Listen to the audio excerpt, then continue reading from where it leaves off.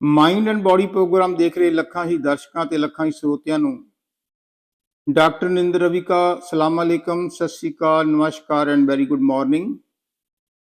आज का जो टॉपिक है वो जो पाकिस्तान के अभी अभी नए सेकंड टाइम जरदारी साहब प्रेसिडेंट बने हैं, उनको एक रिक्वेस्ट है, उनको एक मेरी हम्बल मेरी रिक्वेस्ट है कि वो अब पाकिस्तान के लिए कुछ करें, पाकिस्तान की अवाम के लिए कुछ करें। देखो, जब देश की बेनजीर भुट्टो प्राइम मिनिस्टर थी तो जरदारी साहब को उनके हस्बैंड हैं, तो वो दुनिया में 10% के लिए बहुत ही पॉपुलर थे कि वो हर बात में 10% कमीशन लेते हैं। मुझे नहीं पता ली या कि नहीं ली, लेकिन ये पॉपुलर थे। अब देखो, अल्लाह ताला ने जरदारी साहब आपको दूसरी बार प्रेसिडेंट की कुर्सी सौंपी है। वैसे भी आपको जितने भी पाकिस्तान के पॉलिटिकल लीडर्स हैं वो मानते हैं कि आपने पॉलिटिक्स की एक नहीं दो पीएचडी की हुई है। You are so expert in politics. Zardari साहब, ऐसा मौका फिर कहां मिलेगा? सो इस बार 10% पाकिस्तान की अवाम की खुशहाली के लिए कुछ ना कुछ तो काम कर दो। रमजान का महीना चल रहा है, रहम तो भरा महीना है, माफी का महीना है, और खुदा की मौज देखो। थोड़ा सा ठंडे दिल से सोचो कि खुदा की, अल्लाह ताला की क्या मौज है। आज पाकिस्तान में जो सुप्रीम कोर्ट के चीफ जस्टिस है ना, काजी फायज ईसा, फौज के जो चीफ आर्मी स्टाफ हैं आसिम मुनीर, और पाकिस्तान की अवाम की दिलों की धड़कन सच्चा लीडर इमरान खान है, वो तीनों ही ईमानदार हैं, पाकिस्तान की अवाम के लिए कुछ करना चाहते हैं। लेकिन अल्लाह ताला ने कुछ ऐसी मौज किया कि एक दूसरे के साथ बोलना नहीं चाहते, एक दूसरे के साथ ब्लेम गेम खेल रहे हैं। इसी तरह जितनी भी पॉलिटिकल पार्टियां, चाहे वो पीएमएल है, या पीपल्स पार्टी है, या फजल रहमान की पार्टी है, या एएनपी है, जो भी पार्टियां हैं वो एक दूसरे को ब्लेम करती हैं, और ब्लेम से आज तक किसी को कुछ नहीं मिला। इसलिए मुझे जरदारी साहब आपसे एक रिक्वेस्ट है, और आपको पता कि ये जो कुर्सी आपको मिली है ये परमानेंट नहीं है। Express train never waits the passenger.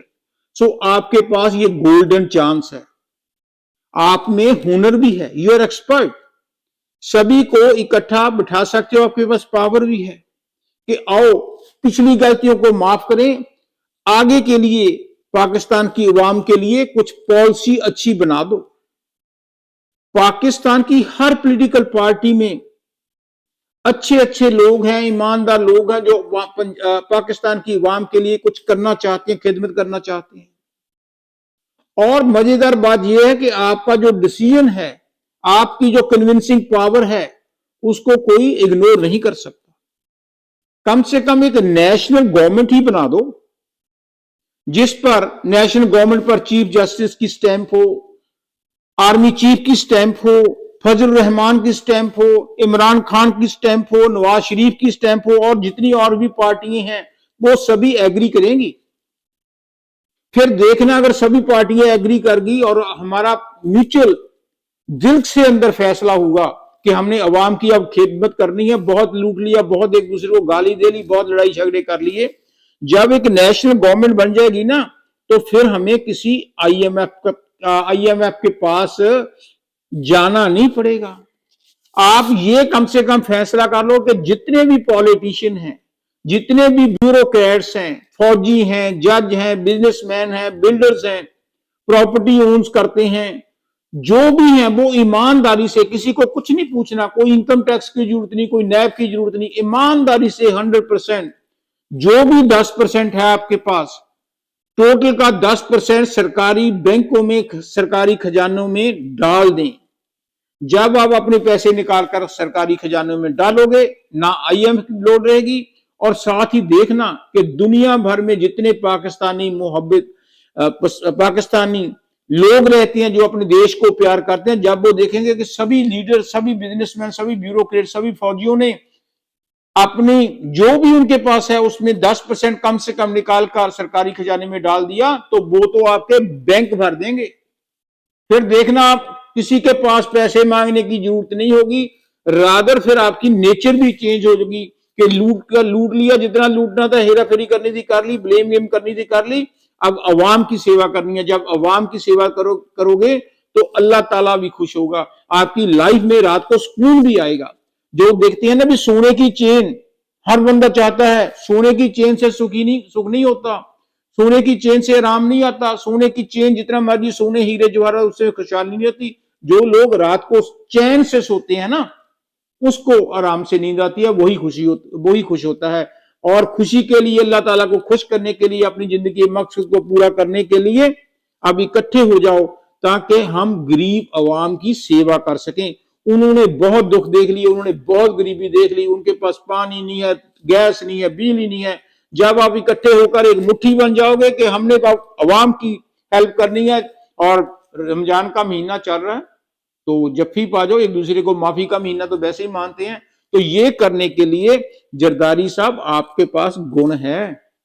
अवेसले मत होना, बार बार मौका नहीं मिलता, पर अगर आपने कर दिया तो मेरी बात ये याद रखना कि हिस्ट्री मरने के बाद लिखी जाती है, पहले भी लिखी जाती है। हिस्ट्री में आपके अच्छे और बुरे कामों को लोग याद करते हैं। जो आपके ऊपर स्टैंप लगी हुई है ना कि 10% कमीशन लेते थे, तो याद रखना अगर ये काम कर दिया तो लोग वो सब भूल जाएंगे, और रादर ये कहेंगे कि जरदारी साहब एक हिस्ट्री में प्रेसिडेंट आया था, बेनजीर भुट्टो का वो हस्बैंड था, बिलावल भुट्टो का वो बाप था, उसने ऐसा काम किया, ऐसा काम किया, ऐसी पॉलिसी बनाई कि सभी जो लड़ते थे उन सबको इकट्ठा कर दिया, और देश में पूर्ण खुशहाली होगी, अमीरी होगी, और IMF से कोई जरूरत नहीं है, और दुनिया में पाकिस्तान का नाम रोशन होगा। करने वाले आप हो, ईमानदारी से ट्राई करो। अगर ईमानदारी से ट्राई करोगे, अल्लाह के खौफ से ट्राई करोगे, तो मुझे 100% यकीन है कि पाकिस्तान का फ्यूचर बदलने वाला है, और अल्लाह ताला जरूर बदलेगा। आमीन।